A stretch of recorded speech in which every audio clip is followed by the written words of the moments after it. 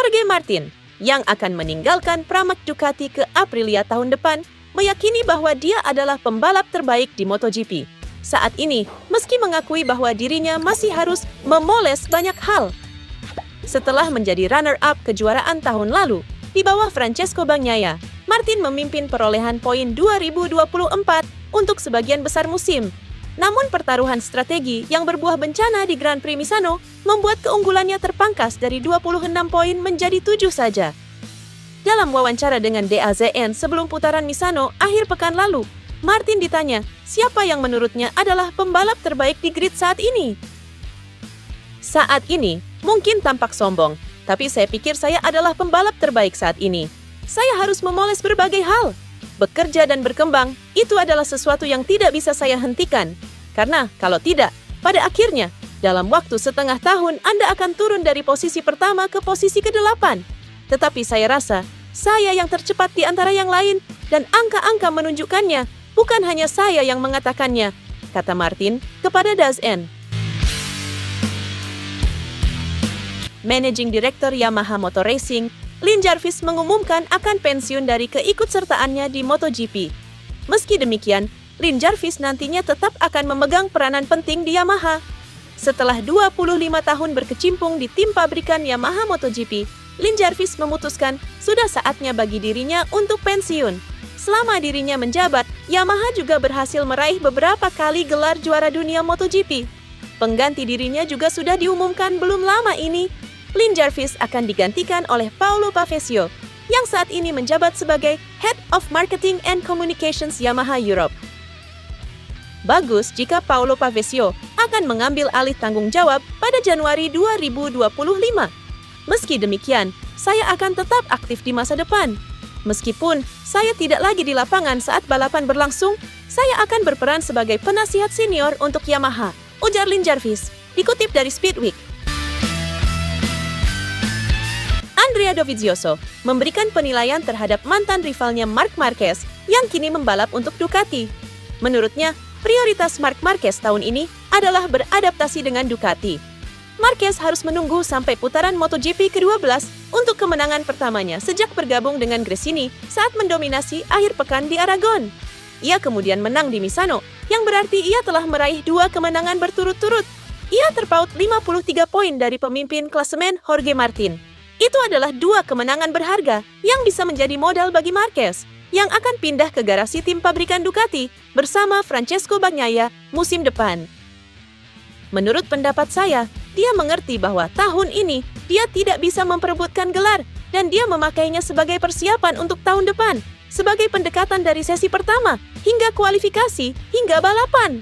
Menurut saya, kita melihat Marquez belum dalam kondisi 100%. Kemudian, dia akan menggunakan motor yang berbeda, sehingga dia mendapatkan pengalaman maksimal yang bisa dia dapatkan di tim yang sama sekali berbeda dari tim yang dia kenal. Butuh waktu lama untuk mencapai perasaan ini, kata Dovi kepada Sky Sports. Marquez akan pindah ke tim resmi Ducati pada tahun 2025, bermitra dengan Pecco Bagnaia pada mesin yang setara. Untuk saat ini, ia bertarung dengan GP23 melawan GP24 yang lebih tangguh. MotoGP akan kembali ke Misano minggu depan sebelum beralih ke fase flyaway yang dibuka dengan Grand Prix Indonesia di Mandalika yang kondisi treknya mungkin menyerupai Aragon. Hal ini menghadirkan praduga awal bahwa ia bisa kembali menang dan menempatkan dirinya kembali di pertarungan kejuaraan.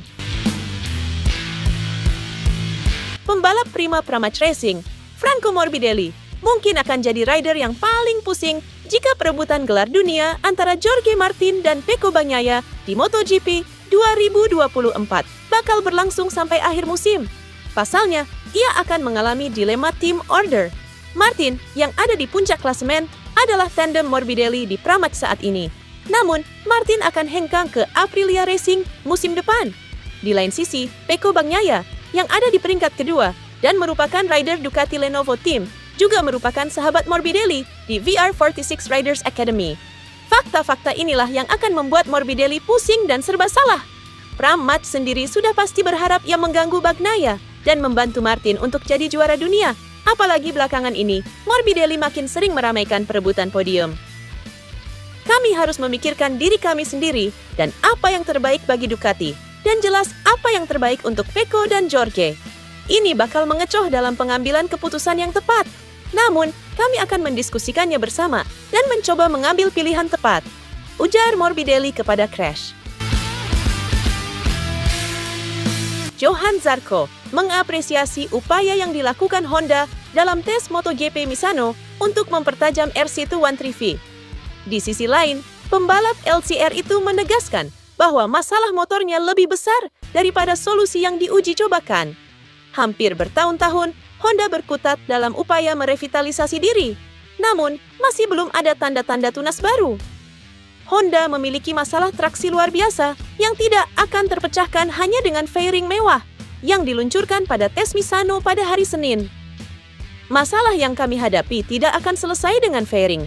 Dengan fairing baru, saya memiliki perasaan yang berbeda.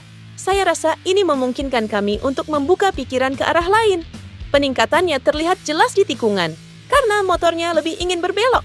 Kita lihat saja nanti bagaimana semua itu akan bekerja sama pada balapan kedua di Misano. Hal terburuk adalah kurangnya traksi, dan bukan hanya karena cengkeramannya, kata Zarco dikutip Motorsport.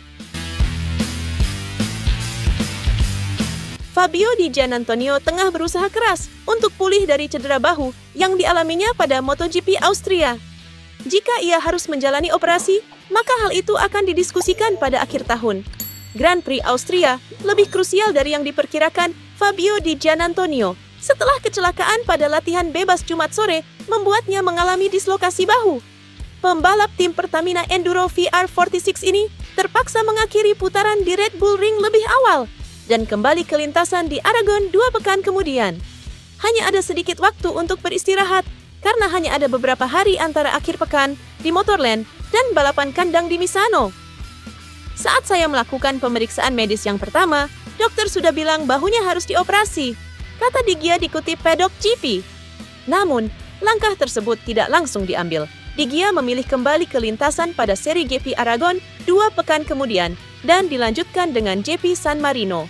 Sejak comeback, Di Gia memang tetap bisa finish 10 besar, walau hasilnya memang belum greget karena dipengaruhi banyak insiden. Satu hal yang paling membuat pembalap 25 tahun itu harus berjuang keras adalah rasa sakitnya.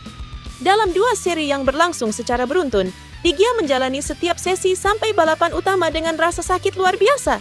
Penampilannya pun tidak bisa 100%. Kondisi yang cukup menyiksa itu mau tak mau harus dia tahan.